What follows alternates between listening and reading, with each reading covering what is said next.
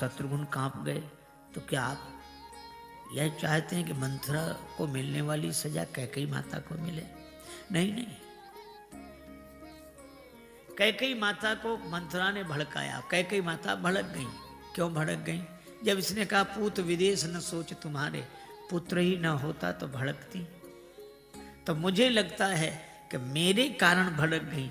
मैं हूं ना, तो मुझे लगता है कि इस अयोध्या में होने वाले सारे अनर्थ के मूल में मैं ही हूं। मही सकल अनर्थ कर मूला। यह है श्री भरत। दोनों भैया कौशल्या माता के भवन में आए और कौशल्या माता आंखों में आंसू भरे, जल भी ग्रहण नहीं किया है। राम जी के बचपन के धनुष बाण देख रहे। जननी निरखत बाण धनुहिया, बार बार उर नैनन लावती, प्रभुजू की ललित पनहिया।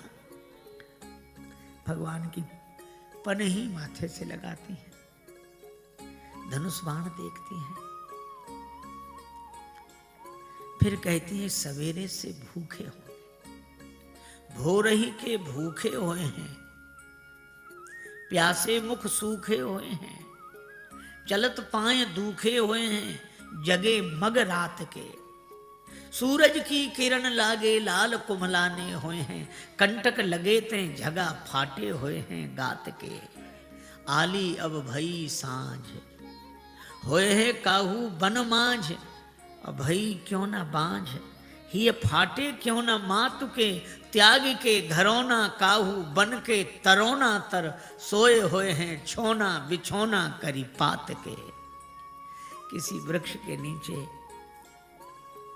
पत्तों के बिछोने बिछाकर सोए होंगे रात को। उसी समय भरत जी की आवाज सुनाई पड़ी। रात्रि का समय है। श्री भरत कह रहे हैं पति विहीना पूतहीना मातुरी तुम हो कहाँ, आ गया घर का वही षड्यंत्रकारी खल यहाँ। श्री तुलसीदास जी कहते हैं भरत ही देख मात उठी धाई,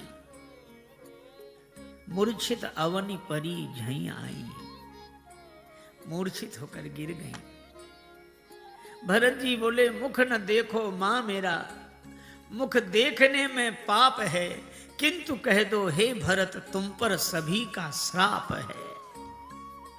पर मां कौशल्या कहती नहीं नहीं भरत, ओ भरत बेटा न तुझ में द्वेष की दुर्गंध है, ओ भरत बेटा न तुझ में द्वेष की दुर्गंध है, साक्षणी मैं हूं मुझे उस राम की सौगंध है।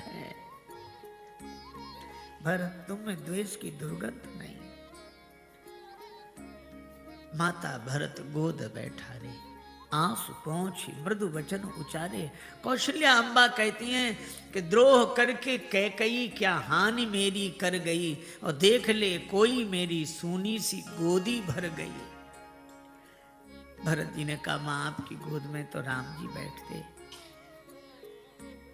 कौशल्या जी बोली आ गया मेरा वही तू, आ गया मेरा वही तू, राम सचमुच राम है, तू वही और वो तो ही, भिन्न केवल नाम है। देख स्वभाव कहत सब कोई, राम मातु अस काहे न होई।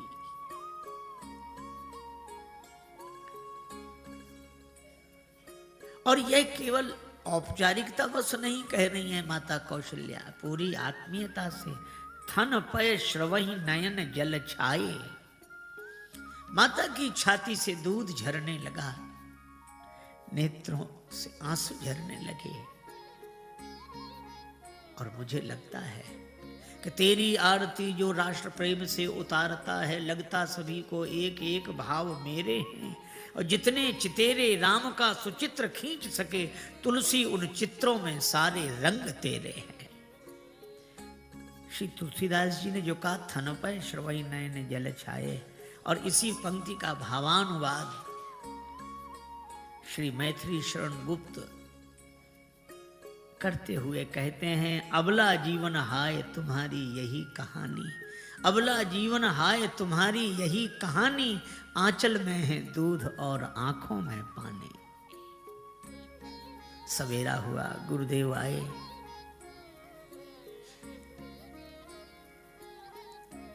ब्रह्मबोध से शोक दूर करने की चेष्टा की, पर राम जी का स्वभाव स्मरण करके गुरुदेव के भी नेत्र सजल हो गए। उन्होंने कहा, सुनहु भरत भावी प्रबल, बिलख कही मुनिनाथ, हानि लाभ जीवन मरण जस अपजस विधि हाथ। लेकिन न तो ऐसा कोई हुआ है, न है, न होगा, भूप भरत जस पिता तुम्हारा। भरत जी ने गुरुदेव की आज्ञा से पिता का अंतिम संस्कार कृत्य ये सब किए। दूसरे दिन सभा लगी, गुरुदेव विराजमान हुए, माताएं बैठी हैं, मंत्री बैठे हैं। गुरु जी ने कहा कि भरत, तुम्हारे पिता ने तुम्हें राज्य दिया है और पिता की आज्ञा का तुम्हें पालन करना चाहिए। राय राजपद तुम कह दीना, पिता वचनपुर चाहिए कीना। मैं समझता हूं कि तुम्हें यह निर्णय उचित नहीं लगेगा, लेकिन चलो तब तक उचित मान लो जब तक राम जी लौटे। सौंपे हो राज राम के आए, राम जी के आने पर उन्हें राज्य सौंप देना, पर अभी मेरी आज्ञा मानो। माताओं ने भी समर्थन किया। पूत पथ्य गुरु आय स्वाही, गुरुदेव की आज्ञा पथ्य समझकर स्वीकार कर लो। पथ्य में स्वाद नहीं होता, पर स्वास्थ्य लाभ के लिए लिया जाता है। मंत्री भी बोले, कीजिए गुरु आए सो अवश्य, गुरुदेव की आज्ञा अवश्य माने। कहीं सचिव कर जोड़,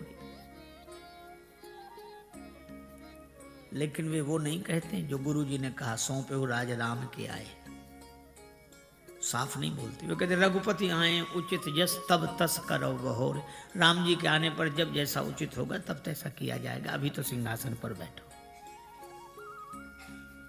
भरत जी सबकी बात सुनते हैं।